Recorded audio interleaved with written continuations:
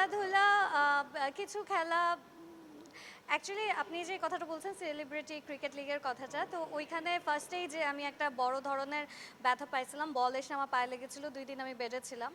So আমি cricket এর আগে কখনোই খেলিনি। I am a sporty person. ছোটোবেলায় যেহেতু আমি বোর্ডিং স্কুলে ছিলাম, আমার মোটামুটি খেলাধুলা অনেক করা হয়েছে, বাট ক্রিকেটটা আমার জন্য ফার্স্ট ছিল, যার কারণে অত ভালো আমি খেলতে পারি না, but I have definitely enjoyed the sports.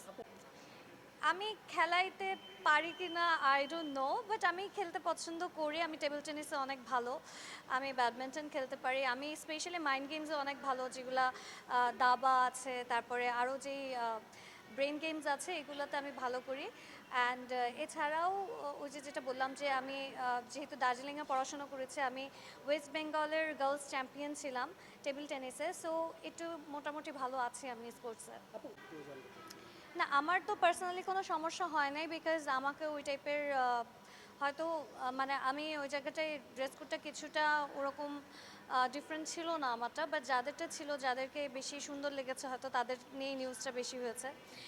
তো ওইটা আসলে অনেক পুরনো নিউজ, বাট তারপরেও আমি আবার বলি যে নোটিশ দেওয়ার ব্যাপারটা আমি অ্যাগ্রি করি না, বিকজ যারা ওখানে গিয়েছে খেলতে যাওয়া মানে হলো যে আপনি যখন কোথাও মাঠে স্পোর্টস পার্সনরা যখন খেলতে যাবে, তখন ডেফিনেটলি ওইখানে আমরা যদি এই টাইপের ড্রেস পরে যাই যেখানে ওড়না আছে, তাহলে আমাদের জন্য এটা আনকমফোর্টেবল। সো আমরা এমন ড্রেস পরবো যেটা আমাদের জন্য কমফোর্টেবল হয়ে থাকে।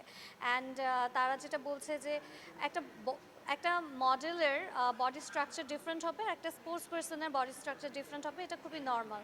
সো ওদেরকে পরলে পরে যেরকম লাগবে, একজন অ্যাথলেটিক লেডিকে পরলে যেরকম লাগবে টি শার্ট, একটা মডেলকে পরলে ডিফারেন্ট লাগবে, বিকজ তাদের কার্ভস ডিফারেন্ট।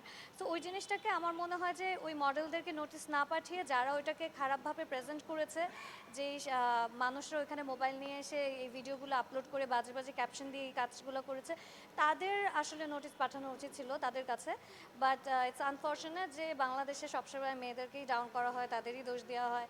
সো এটাতে আসলে আমাদের কিছু করার নাই, and this is how it goes, but it's a sad thing. আপনি কি মেনে